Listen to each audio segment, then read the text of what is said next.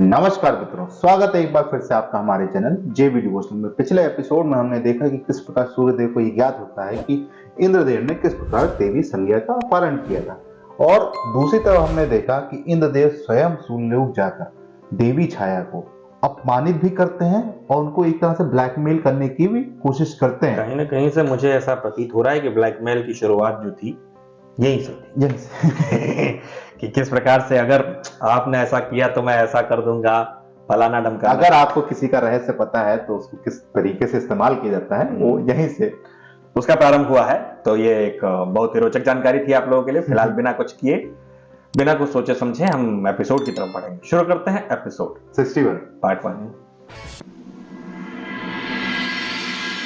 यदि मुझे ज्ञात हुआ कि मेरी माता ने मुझसे फिर से कुछ छिपाया है, तो मुझे भी ज्ञात नहीं कि मैं क्या कर बैठूंगा। मैं असत्य से घृणा करता हूँ क्योंकि मेरी माता को असत्य से घृणा है, परंतु मैं जानता हूँ कि मेरी माता संज्ञा मुझसे कभी कुछ नहीं छिपा सकती। तुमको छिपाना भी नहीं चाहिए, अब बता देना चाहिए था।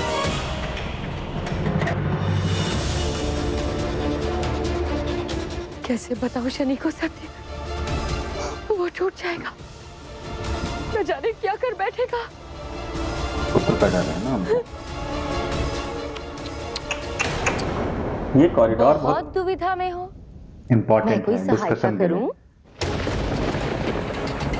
यहाँ कोई आता जाता नहीं। क्यों ना मैं जाकर शनि को संज्ञा और छाया का रहस्य बता दूं? पुत्र को अधिकार है ना माता के विषय में जानने का?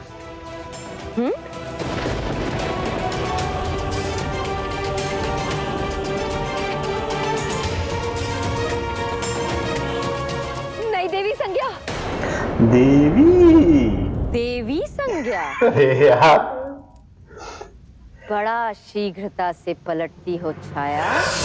वाह पांडे जी वाह। शनि का अधिकार है ये जानना कि जिस बीज का फल होने में वो गर्व अनुभव करता है, उस बीज का उद्गम क्या है? भूमि कौन सी है उस बीच की? नहीं संज्ञा, ऐसा मत करो, मैं विनती करती हूँ।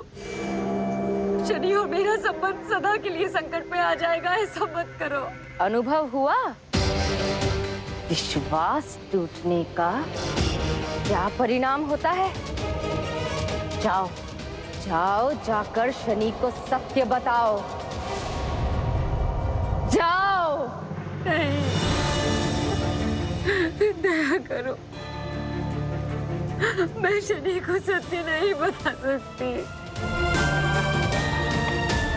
छाया,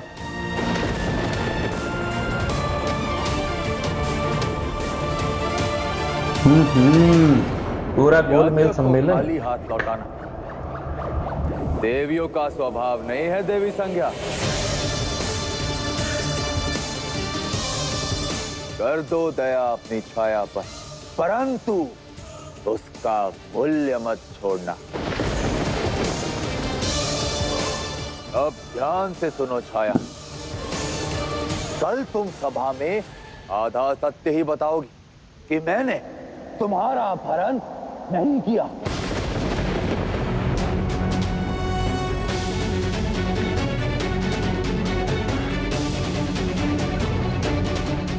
तुम्हारा निर्णय जो हो छाया, परंतु कल की सभा का परिणाम मैं अभी बता देती हूँ।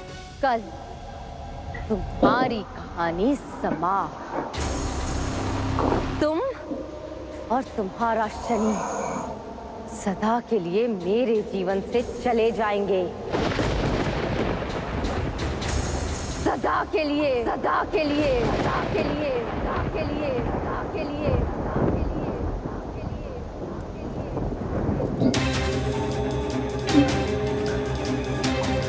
आभास हो रहा है। क्या हुआ मित्र? मैंने प्रथम बार तुम्हें इतना संकेत देखा है। नहीं जानता काकुल, परंतु इतना आभास हो रहा है कि कुछ अशुभ होने को है। कैसा अशुभ शनि? याद नहीं काकुल, परंतु कुछ अनिष्ट होने वाला है।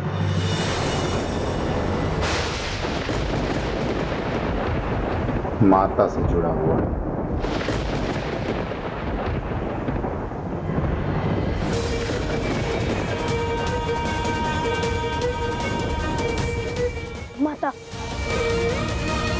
माता कहाँ है काकुल? कहाँ है माता? एक माता के समक्ष जब प्रश्न संतान के अस्तित्व का हो, वाह यार, तो वो उसकी सुरक्षा के अतिरिक्त और क्या चाह सकती है महादेव? मैं भी बस यही चाहती हूँ, मेरे शनि की रक्षा करना महादेव। माता, मंदिर बड़ा खूबसूरत है यार। माता, माता,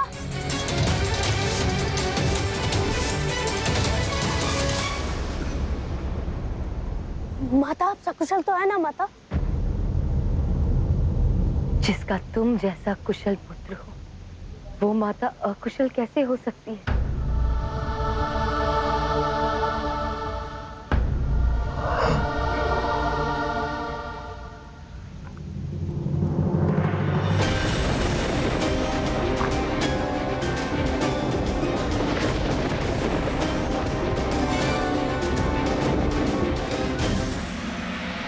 पुत्र, माता, अब तक के जीवन में किसी भी निर्णय से पूर्व ना ही मेरी जीवा कापी है और ना ही आगे बढ़ने से पूर्व मेरे पग।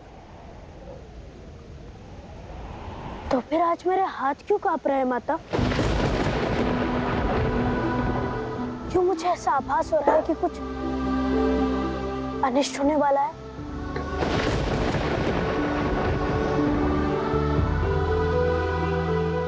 कैसे बताऊं पुत्र, जिस माता पर तुम्हें इतना विश्वास है, कल वही तुम्हारा विश्वास भंग कर देने वाली है। उत्तर दीजिए ना माता, क्यों मुझे ऐसा प्रतीत हो रहा है कि कुछ अनिष्ट होने वाला है?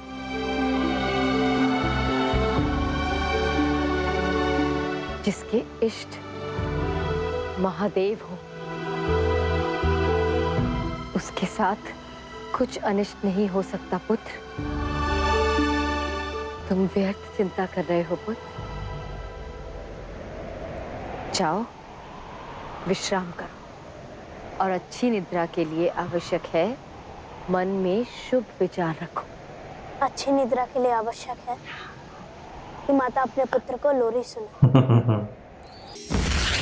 ये लोरी का ये हुआ धमाका।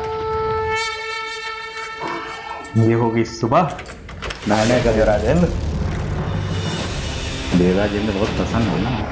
आज ही के दिन के बाद जो है शनिदेव मेरे कंट्रोल में। सूर्यदेव आज यहीं फिर से क्लास लगाएंगे। प्रणिपात सूर्यदेव।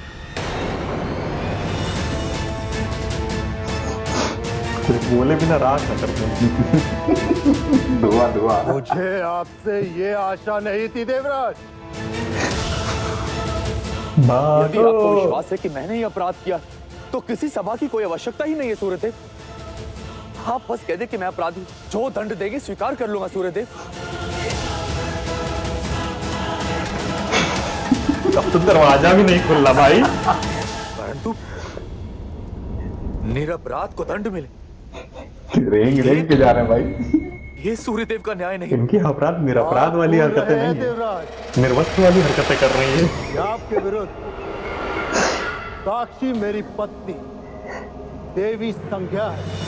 यदि मैंने देवी संज्ञा का अपहरण करवाया था, तो उस दिन सभा में मैं कैसे उपस्थित था देव? विचार कीजिए देव, विचार कीजिए।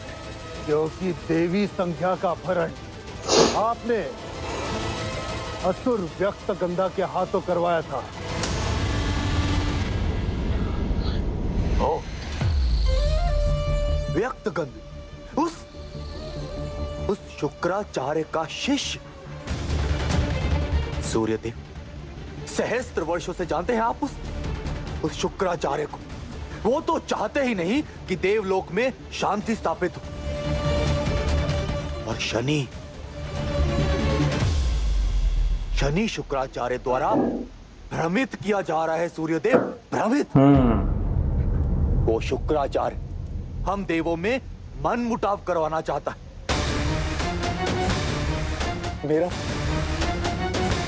मेरा विश्वास कीजिए सूर्यदेव, मैं आपका शुभ चिंतक हूं और ये बात मैं आज सिद्ध करके रहूंगा। यही श्रेष्ठ भी होगा इंद्रदेव, कि आप ये सिद्ध कर दे कि आप अपराधी नहीं है। और यदि आप ये सिद्ध ना कर पाए तो इसका परिणाम कष्टकारी होगा। बहुत ज्वलनशील होगा इसका परिणाम।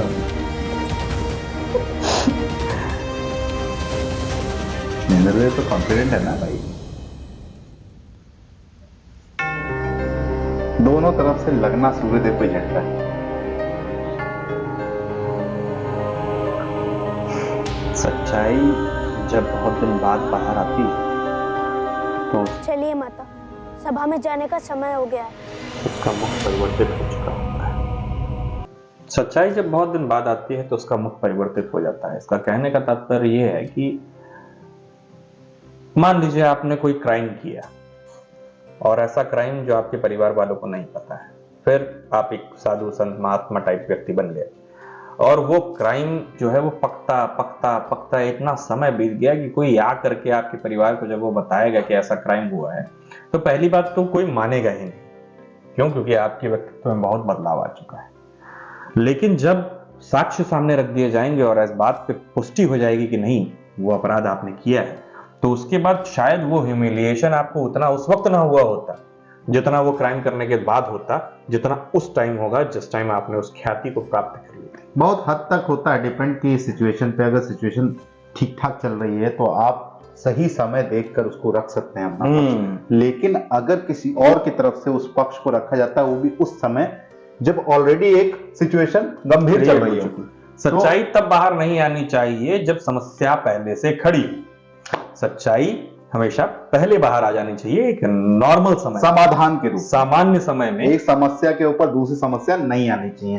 फिलहाल क्या है, देवराज इंद्र बड़े कॉन्फिडेंट हो गए हैं क्योंकि स्टार्टिंग में जब देवी छाया ने उनको मना किया था तब तो वो कहीं ना कहीं विवश हो गए थे। हाँ, डिप्रेस हो गए थे कि कहीं ना कहीं कि अब उनकी हार निश्चित है। लेकिन अब जब चारों लोगों ने, 4 लोग बोले तो विश्वकर्मा भगवान, छाया देवी, संज्ञा देवी और इंद्रदेव के मध्य वार्तालाप हो चुकी है, सबके अंदर अपना अपना आत्मविश्वास लौट चुका है। लेकिन जिस तरीके से जो चैलेंज आया है, हमें तो ऐसा ही लग रहा है कि आगे जाके सिचुएशन देर हो सकती है, लेकिन इसी सभा में ये रहस्य उजागर होगा। क्या होगा ये तो आगे पता चलेगा। फिलहाल ये एपिसोड समाप्त। शीघ्र लौटेंगे नए के साथ। तब तक के लिए राधे राधे।